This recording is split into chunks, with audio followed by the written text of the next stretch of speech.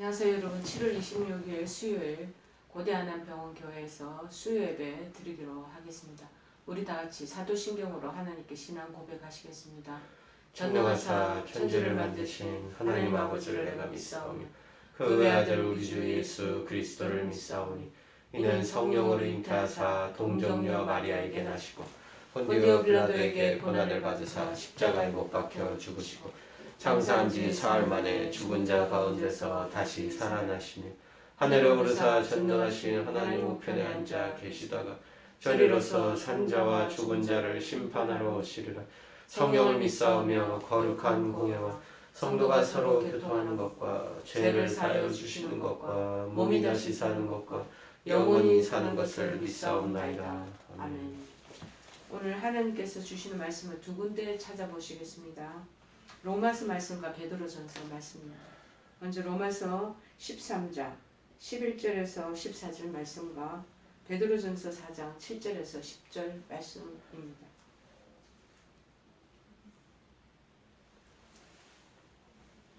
로마서 13장 11절에서 14절, 베드로전서 4장 7절에서 10절 말씀입니다. 자, 찾으셨으니 제가 봉독해 올리겠습니다. 또한 너희가 이 시기를 알거니와 자다가 깰 때가 벌써 되었으니 이는 이제 우리의 구원이 처음 믿을 때보다 가까웠습니다. 밤이 깊고 낮이 가까웠으니 그러므로 우리가 어둠의 일을 벗고 빛의 갑옷을 입자. 낮에와 같이 단정히 행하고 방탕하거나 술 취하지 말며 음란하거나 호색하지 말며 다투거나 시기하지 말고 오직 주 예수 그리스도를 옷 입고 정욕의 일을 위하여 육신의 일을 도모하지 말라. 그 다음에 베드로전서 4장 7절에서 10절 말씀 또 보시겠습니다. 만물의 마지막이 가까이 왔으니 그러므로 너희는 정신을 차리고 건신하여 기도하라. 무엇보다 뜨겁게 서로 사랑할지니 사랑은 허다한 죄를 덮느니라. 서로 대접하기를 원망 없이 하고 각각 은사를 받은 대로 하나님의 여러 가지 은혜를 받은 선한 청지기 같이 서로 봉사하라. 아멘. 오늘 이 두 본문의 내용에 한 맥락이 있습니다. 자다가 깰 때 되었습니다 라고 얘기하는 본문의 말씀이죠. 그래서 제목을 이때 지금은 어느 때입니까? 지금은 어느 때입니까? 라는 말씀의 제목입니다. 오늘 본문에서 로마서는 사도 바울의 시대를 향한 경고로 알려주고 있고 베드로전서 4장은 사도 베드로에 대해 베드로가 경고하고 권면을 하고 있는 이 본문의 내용들입니다. 사도 바울의 시대 또 사도 베드로의 시대에 똑같이 유일한 한 맥락 속에서 이루어지는 공고요 경고 상황을 오늘날 우리에게도 동일하게 말씀하고 있는 듯합니다. 자, 11절에 너희가 이 시기를 알지니 라고 말씀하고 있습니다. 그래서 베드로전서 4장 7절에는 만물의 마지막이 가까이 왔다라고 말씀하고 있지 않겠습니까? 즉 지금 우리가 처한 시기를 알아야 한다라는 것입니다. 빛에 우리는 자녀로 하나님의 부르심을 받았잖아요. 그래서 특별히 하나님의 믿음의 사람들은 때를 잘 구분할 줄 알아야 된다.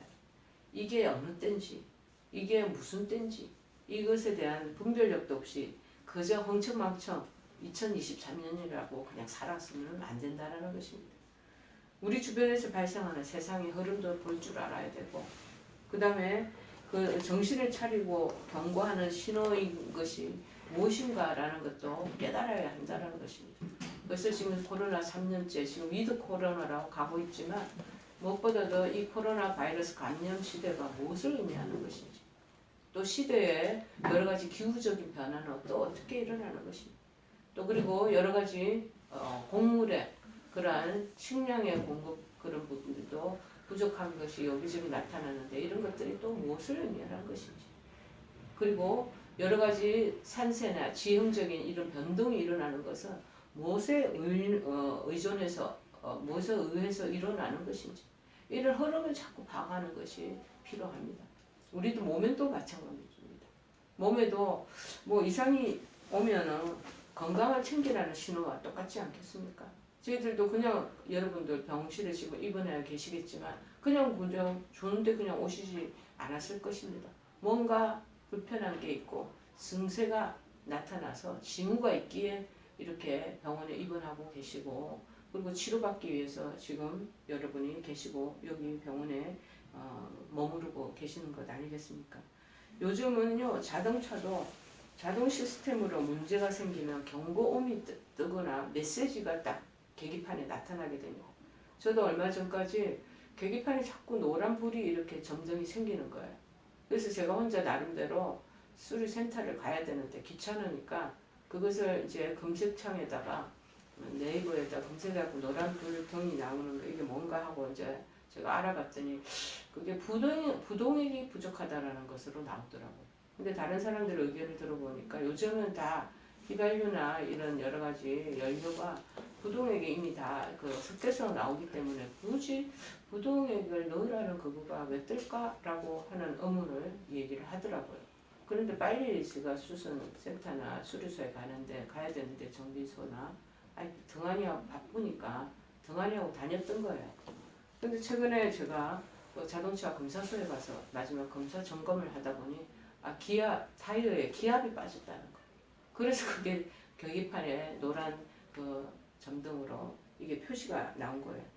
여러분 큰 건물이나 아파트 여기도 뭐냐 화재 무슨 조짐이 있으면 작동을 해갖고 다른 막 재난을 예방하는 차원에서 화재 경보기가 울리지 않겠습니까? 저희도 요 위에도 지금 기도실에도 화재 경보기가 위에 있는 거예요. 만약 여기서 연기가 올라가든지 뭔가가 다른 뜨거운 그 불꽃이 칡는다든지 뭐 이런 상황이 발생하면 여기 분명히 울리고 위에서 물이 뿌려지든지 그렇게 할 것입니다. 세계적으로 우리 지진도 우리 자주 발생하지 않습니까? 우리나라도 지진에 전혀 둔감한 나라라고 이제 할 수는 없습니다. 이것저것에 지진에 그러한 민감한 것들이 감지되고 있기 때문입니다. 특별히 지진이 나타나면 동물들이 제일 그것을 먼저 눈치챈다고 하잖아요. 특별히 예민하게 반응하는 대상은 인간보다도 무엇보다 동물들이 더 민첩하게 그 감각들이 이게 열려져 있다고 합니다. 이 땅에 동물들이 살고 있기 때문에 네 발을 다 여기다 짚고 있잖아요. 그래서 땅의 이상 기류에 굉장히 민감하다는 것이죠. 그러나 인간은 영적으로 우리가 동물하고 또 틀리지 않습니까? 하나님의 경고 그리고 예고하시는 그 신호에 우리 민감해야 한다는 것입니다. 어디서 예수님께서 마태복음 6장 13절에서 언급하시기를 아침에 하늘이 붉고 흐리면 오늘은 날이 곱겠다 하나니 너희가 천기는 분별할 줄 알면서 시대의 표적은 분별할 수 없느냐 그러고 반문하십니다. 당시 영적으로 둔감한 선민과 지도자들을 정말 책망하는 의미에서 그러고 계시는 거죠. 여러분 지도자는요 리더십을 가진 사람은 무엇보다도 전체적인 것을 잘 관망하는 그러한 우리가 예민성이라 그럴까요? 민감성을 가지고 있어야 합니다. 특별히 위정자로 살아가는 그러한 지도자의 입장에 있는 사람들은 시기와 때를 잘 알아야 하는 것입니다. 그래서 한 나라를 이끌어갈 수 있는 지도자요. 그리고 위정자로 저들이 우리 국민을 대신해서 저들의 모든 상황들을 봐가면서 이끌어가는 것이 아니겠습니까? 또 농부들도 마찬가지입니다. 지혜로운 농부도 농사의 때, 농사의 시기를 잘 알아야 하는 것입니다. 그 다음에 경제계에 아주 전문가인 그런 사람들은 어떻습니까? 경제의 흐름 그리고 그 경기의 그 조류들을 잘 파악하고 있어야 한다는 것입니다. 그러나 미련한 사람은 어떻습니까? 언제나 늘 그 다른 사람들이 다 민감해서 앞장서서 가면 꼭 막차 타는 사람들 그런 사람들이 얼마나 많습니까? 그래서 큰 손해를 보게 되죠. 모든 만사가 이렇듯 때가 다 있다라는 것입니다. 마찬가지로 믿음의 사람들도 세상 사람들보다 하나님이 진행하시는 그 역사의 때 그리고 그 시대의 흐름 잘 파악하고 가야 된다라는 것입니다. 지금은 어느 때입니까? 오늘 본문의 내용이 자다가 깰 때다 라고 말씀하고 있습니다. 베드로전서 4장 오늘 후반전에 있던 7절에는 너희는 정신 차려라 하고 경고를 또 주고 있는 말씀이 언급되고 있습니다. 지금은 잠에서 깰 때가 벌써 되었고 이 자다가 깨가지고 정신 차려야 할 때, 정신 차려서 자다가 새벽에 일어나면 뭐 감지되는 막 사이렌 소리가 나고, 그 다음에 화재 경보가 울리면 얼른 벌떡 일어나야죠. 그리고 정신 차려서 그 집 밖을 뛰쳐나가고, 그 다음에 경찰에 전화를 하고, 그리고 이 자기가 준비해서 챙겨야 될 거 챙겨서 후닥닥 나와야 되지 않겠습니까? 지금이라는 말은 앞으로 다가오는 시간이 아니고 이미 벌써 already 와 있다라는 그러한 뜻이라는 것입니다. 그래서 벌써라는 말이 헬라어로 에데, 영어로는 already, it is time. 지금 벌써 왔다라는 거. 시간이 지금 급박하게 우리 발등에 지금 코앞에 떨어졌다는 거예요. 그리고 본문에 자다가 깰 때 이 말씀에 이 잠은 우리가 자는 그 수면 속의 잠, 슬리핑 그 잠이 아니라는 것입니다. 헬라어로는 히포네 그래가지고 영어로는 슬럼버이라서 종교적인 의미로 사용됐다는 것. 즉 종교적인 의미로 무감각한 상태, 둔감한 상태, 혼수 상태를 말하는 것입니다. 지금 나태하고 아니라고 세속적인 삶에 치유해 있는 것을 말하는 것이죠. 여러분, 코로나 지나고 많은 사람들이 지금 이 상태에 혼수 상태에 들어있는 사람들이 많습니다. 무감각해지고 둔감해져 있습니다. 영적으로 명민하지 못한 그러한 체제 안에 있습니다. 무지하고 무감각한 수면 상태로 어찌 보면 육체적으로는 죽은 것과 혼수 상태에 있다는 걸 죽은 것과 다름없는 상태를 말하는 것이죠. 이러한 상태에서 깰 때가 벌써 되었다는 말씀입니다. 사람이 혼수 상태나요 수면 상태로 오랫동안 있어 보세요. 이거 죽은 거나 마찬가지예요. 깨어날 때가 벌써 되었다는 것을 우리에게 암시적으로 가르쳐 주고 있습니다. 지금 모든 국민이 정신을 차려야 할 때고 그리스도인들이 믿음의 안에서 다시 새로운 각성을 할 때라고 말씀하고 있습니다. 만약 그러지 않으면 니네들 앞으로 큰 위기 닥쳤을 때 그 부분에 대한 속수무책일 것이다 라고 얘기를 하는 것이죠. 둘째 뭐냐, 구원이 처음 믿을 때보다 더 가까워졌다는 것.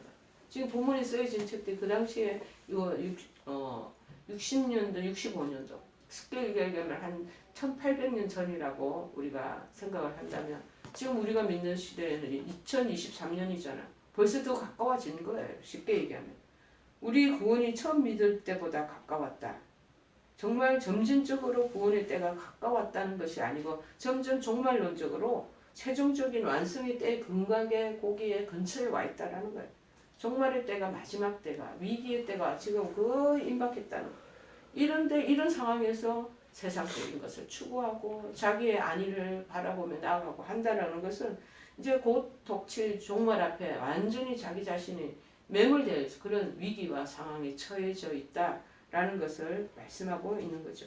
여러분, 무엇보다도 이 모든 내용을 우리가 한마디로 얘기를 해보면은요, 참 이 사람들이 이 내용들이 긴박감이 사라진다라는 것은 참 위기의 상황에 직면해 있을 때 자초될 수 있는 좋은 그 타이밍이 아니겠는가 그런 마음이 듭니다. 특별히요 옛날 말에 하무 11호 권불 10년이라는 말이 있다고 합니다. 즉 꽃은 10일을 가지 못한다. 여러분 꽃다발 선물 뭐 생일날이가 무슨 행사 있을 때 받으신 적이 있는지 모르겠습니다. 받아보면 한 10일 못 가잖아. 한 벌써 3, 4일 지나면 요새 생아들이요 금방 시들시들하고 그렇게 되는 경우를 많이 봅니다. 그렇게 못 가듯이 권세도 10년을 가지 못한다는 말이에요. 성경에는 그래서 시편 103편 15절에 풀은 마르고 꽃은 시든다라고 얘기하는 것입니다. 우리는 역사와 우리 인간 개개인의 종말에도 마찬가지로 이런 긴박감을 감지하며 살아가는 것이 마땅할 것입니다. 그래서 셋째, 밤이 깊고 낮이 가까웠다는 거예요. 이 말씀은 베드로 사도가 말씀하고 있는 만물의 마지막이 가까웠다라는 맥락과 같은 동급 안에 있는 것입니다. 사람은 누구나요. 밤이 깊어지면 새벽이 오고 그리고 점점 동토오면서 낮이 온다는 것을 다 알고 있습니다. 옛날 우리나라 조선시대, 우리 또 그래 조선시대라고 굳이 말할 필요도 없이 옛날에 우리 조상들은요 시계가 없었습니다. 시계 없을 때도 아직 사방이 어두운 때에 닭이 우는 소리, 그 다음에 새들이 아침 새벽녘에 막 지저귀는 소리, 이거를 들으면서 아침이 가까웠다는 여명의 그 징조를 스스로 감지하는 거죠. 그래서 자리에 일어나서 이웃을 깨우지 않았겠습니까? 여러분, 밤이 깊다는 말은 무슨 말입니까? 성경적으로는 종말의 시간이 다가왔다라는 것을 의미하고 있습니다. 밤은 어두운 세상이고 그 낮이라는 것은 구원의 세계를 의미하는 것입니다. 낮이 가까웠다라는 그냥 막연하게 낮이 스스로 밝아오고 있다는 의미가 아니고 지금 우리 곁에 딱 와 있다는 시대의 긴박성을 말하고 있습니다. 지금 우리나라는 밤이 깊고 낮이 가까운 심급한 형편이라는 것도 같이 우리가 동급선상에서 보고 유추할 수 있어야 됩니다. 그런데 많은 사람들이 자기 이권에만 계산에 연연하고 있고 시기와 때, 기회 자꾸 놓치는 사람들이 얼마나 많이 있습니까? 개인적으로도요. 이 타이밍을 놓치면 크게 후회합니다. 영영 기회를 얻지 못할 때가 다 있습니다. 자, 그러면 우리 어떻게 살아야 합니까? 이 혼란의 시대에 어떻게 살아야 할지 하나님 말씀이 성경이 그 대답을 주고 있습니다. 세 가지로 말씀합니다. 첫째로 기도해야 한다는 것입니다. 베드로전서 4장 8절이면 그러므로 만물에 가까웠다고 얘기하잖아요. 너희는 정신 차리고 근신하여 기도하라고 경고하고 있습니다. 정신 차리고 근신하라는 말씀의 의미는 뭐냐? 맑은 정신을 가져. 클리어 마인드. 정신이 맑아야 된다. 그리고 근신하고 셀프 컨트롤. 자기 스스로 컨트롤 이게 딱 정비하고 있어야 된다. 그러면서 기도하라는 거예요. 영적 각성의 기본은 뭡니까? 기도입니다. 기도하지 않고 세상 이길 수 없으며 기도하지 않고 하나님의 자녀답게 살 수 없습니다. 그러므로 정신 차리고 깨어서 기도해야 된다고 말씀합니다. 베드로전서 4장 7절에 만물의 마지막이 가까웠으니 너희 정신 차리고 근신하여 기도하라. 세상에 이 혼탁하고 이 사탄 마귀가 역사하는 때 우리가 최우선적으로 할 일은 기도하는 것뿐입니다. 그리고 우리 자신도 시험에 들지 않도록 기도해야 한다는 것입니다. 예수님께서도 그 하나님의 아들이시고 하나님 자체이시잖아요. 신이신 전지전능하신 이분도 공생에 시작하시면서 광야에서 40일 금식 기도할 때 마귀가 찾아와서 시험을 하잖아요. 예수님도 시험 당했는데 한낱 우리 보잘것없는 자연인인 우리가 왜 어떻게 시험을 안 당하겠습니까? 수시로 찾아들죠. 그래서 마가복음 14장 38절에 제자들과 우리 믿는 사람들에게 권고하시는 말씀이 동일합니다. 시험에 들지 않게 깨어있어 기도하라. 그리고 말씀합니다. 주기도문에도 이 얘기하시고 계시잖아요. 시험에 들지 않게 하옵시고 다만 악에서 구하옵소서. 저는 이 기도문에 시험에 들지 않도록 하옵소서. 이 말씀을 제가 소속되었던 옛날에 감독회장님이 늘 자기도 하루에 한 번씩 아침에 기도할 때 오늘 하루도 시험에 들지 않도록 해주십시오 하고 기도한다고 얘기하셔서 그 말씀이 너무나 생생하게 기억이 납니다. 아니 저렇게 참 교교의 거장이 되시는 저분도 저렇게 하루에 시험 들지 않도록 그렇게 해달라고 기도하시는구나, 그렇게 하루를 여시는구나 하는 마음이 굉장히 인상 깊게 저에게 다가왔고 지금도 저에게도 큰 어필이 되고 있습니다. 여러분, 세상이 어지럽고 정말 가까워집니다. 하나님 교회 성도들은 그래서 깨어서 기도해야 한다는 것입니다. 지금이야말로 이 코로나 3년의 후기를 지나는 지금 깨어서 기도할 때 아니겠습니까? 아프고 치료받고 계시죠? 깨어서 기도하셔야 됩니다. 기도가 안 될 때 있습니다. 아픈데 무슨 기도냐? 누워서 신음하면서 마음속으로 정말 신음의 그 소리로 하나님 앞에 고하시기를 바랍니다. 모든 분야가 경제적으로 우리나라 지금 어려울 때를 맞이하고 있습니다. 물가가 치솟고 상승해서 모든 공공요금이 다 올라버리고 여러 가지 경제 앞으로의 전망도 희미해져 버리고 어떻게 될지 누구도 예측 못하는 그런 시절을 맞이하고 있습니다. 여러분, 우리 모두 이런 마찬가지로 기도하고 깨어 있어야 할 줄을 믿습니다. 둘째로 뭐냐? 이 곤란한 시를 어떻게 살아야 하나? 성결해야 한다는 것입니다. 이 마지막이 가까울수록요 혼탁해져 영적으로. 그리고 무엇보다도 성적으로 타락의 시대, 문란의 시대, 쾌락의 시대로 모든 것이 그 안에서 다 혼재되어 있는 상태입니다. 그래서 오늘 본문 13절에 낮에와 같이 단정히 행하라. 밤만 되면 막 옷도 술 취해갖고 아무렇게 입고 다니고 벗고 다니고 마음대로 그 방탕에 자기 자신을 내던지는 그 시간이 밤 시간입니다. 그런데 낮에와 같이 단정한 낮에 사람들을 많이 보니까 밤처럼 막 그렇게 자기 자신을 헤프르치게 그렇게 다닐 수 없잖아요. 그렇게 술 취하지 말며 음란하지 말고 술 취하면 결코 술에 관계되어 음란하게 되어 있습니다. 그래서 또 자기 이성을 잃어버리고 서로 감정적으로 다투고 쉬게 하게 되는 것입니다. 모든 내용을 한마디로 요약한다면 성결하고 거룩하라는 것입니다. 하나님은 말씀하지 않습니까? 내가 거룩하니 너희도 거룩하라. 야고보서 3장 17절에도 오직 위로부터 나온 지혜는 첫째가 성결이라고 말씀합니다. 야고보서 4장 8절에도 하나님을 가까이 하라. 그리하면 너희를 가까이 하시리라. 죄인들아 손을 깨끗이 하라. 두 마음을 품은 자들아 마음을 성결하게 하라. 그렇게 말씀합니다. 본문에서 이 그리스도인이 성결하기 위해서 다음과 같이 세 가지를 언급하고 있지 않겠습니까? 첫째, 낮에와 같이 단정히 행하라는 거예요. 사탄 마귀는 어두운 데서 역사합니다.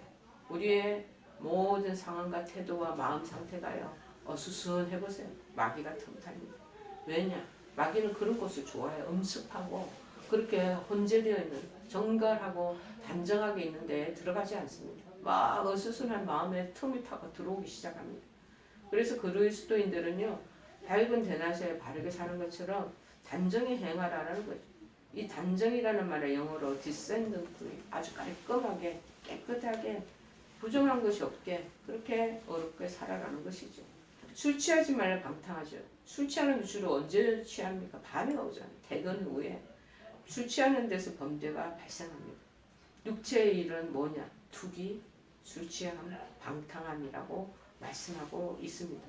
취한다라는 말의 의미는 뭐냐? 담닉한다는 거예요. 술이 술을 낳고 또 술에 도취되면서 또다시 다른 술을 불러일으키고 그렇게 담닉한다는 것이죠.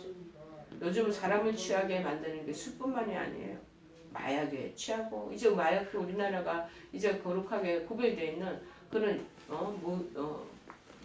지역이 아니에요. 이제 마약에 그런 취해 있는 사람이 지금 우리나라에 20대, 30대도 엄청 많더라고. 얼마 전에도 보니까 재벌 3세들 마약에 취해가지고 전부 다 연루돼서 경찰에 구속되고 그런 것이 나오고 있지 않겠습니까?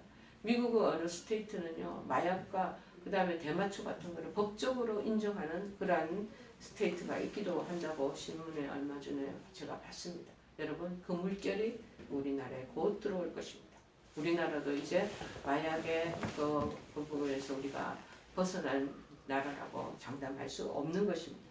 이제 돈에 취하게 되고 권세에 취하고 지나친 취미생활에 취하고 컴퓨터에 게임에 빠지고 컴퓨터에 취하고 게임에 취하고 정권에 취하고 이런 것들이 지나치는 사람을 잘못 방탕하게 만드는 것입니다. 엄나무가 호색하지 말고 제가 이게 성적인 타락 얘기하잖아요. 마지막 때는 이 성적인 타락이 아주 완전히 최고의 절정에 이를 것입니다. 소돔과 고모라 지금 우리나라의 그 시기도 점점 그 방향으로 가고 있지 않겠습니까? 남녀 간의 성적인 타락 이제 그거를 뛰어넘어 동성애가 이 시대의 큰 문제로 등장하게 될 것이고 앞으로 인류도 망하게 만드는 사탄 마귀의 그러한 작전에 완료 들어가 있을 것입니다. 소돔 고모라가 망한 이유 중에 하나가 성적 이순간의 타락 아니에요. 동성애의 타락이 있었던 것 아니겠습니까? 우리나라에도 이 성적인 타락의 물결이 앞으로 향후 우리나라와 사회와 모든 상황 속에 불안하게 만드는 것입니다. 셋째로 그런데 이 여러 가지 낮에와 같이 단정행하고 술 취하고 방탕하지 말고 이제 해야 될 것이 뭐냐? 서로 사랑하는 말을 하고 서로 사랑하라고 실천하는 부분을 언급하고 있습니다. 다투거나 시기하지 말고 베드로전서 4장 8절에 이에 대한 최종적인 데피니션을 적고 있습니다. 무엇보다 뜨겁게 서로 사랑할지니 사랑은 허다한 죄를 덮느니라. 서로 사랑하라는 거. 다투고 시기하는 거.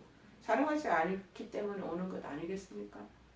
정치적으로 경제적으로 위기 맞아 정치적인 판을 한번 보십시오. 신문이나 방송이나 이런 데 보시면 서로 싸움하고 서로 상대방 탓하고 대통령이 뭐 하는 일이 다 반대하고 지금 나라 국민을 안전을 위해서 최우선적으로 위정자들은 일해야 됩니다.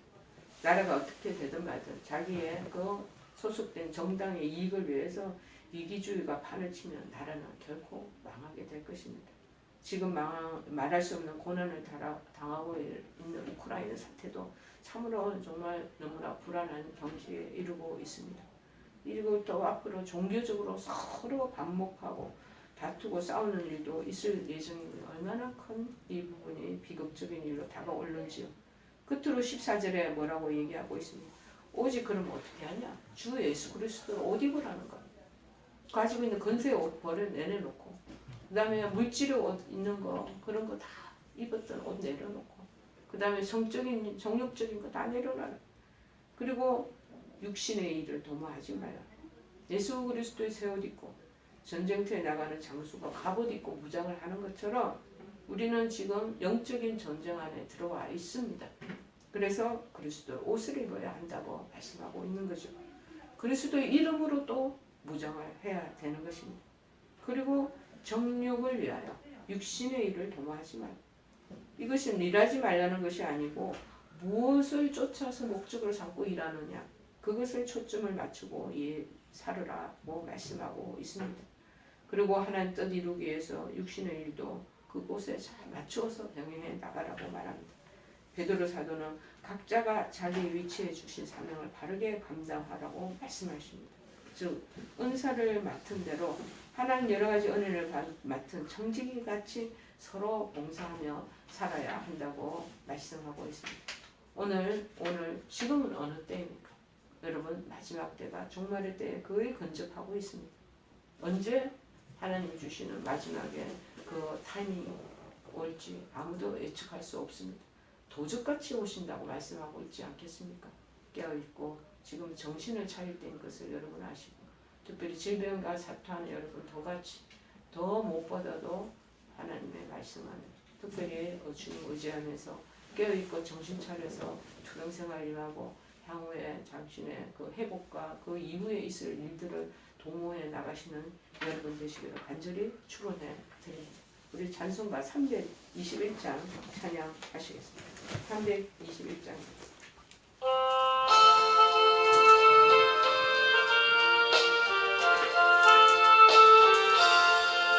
날 대속하신 예수께 내 생명 모두 드리니 늘 진실하게 하소서. 내 구주 예수여 나 구주 위에 살리라. 내 기쁨 한량없으니 내 갈 길을 인도하소서. 내 구주 예수여 날 구원하신 예수를 평생을 지하오니 날 영접하여 주소서. 내 구주 예수여 나 구주 위에 살리라. 내 기쁨 한량없으니 내 갈 길을 인도하소서. 내 구주 예수여 주 십자가에 달리사 날 자유하게 했으니 내 몸과 마음을 주 위에 다 쓰게 하소서. 나 구주 위에 살리라. 내 기쁨 한량없으니 내 갈 길을 인도하소서. 내 구주 예수여 아멘. 우리 다 같이 주기도문으로 수예배 마치기로 하겠습니다. 하늘에 계신 우리 아버지여 이름이 거룩히 여김을 받으시오며 나라의 마옵시며 뜻이 하늘에서 이룬 것 같이 땅에서도 이루어지리라. 오늘날 우리에게 일용할 양식을 주옵시고 우리가 우리에게 죄 지은 자를 사하여 준 것 같이 우리의 죄를 사하여 주옵시고 우리를 시험에 들게 하지 마옵시고 다만 하나님께서 구하옵소서. 대개 나라와 권세와 영광이 아버지께 영원히 있사옵나이다. 아멘.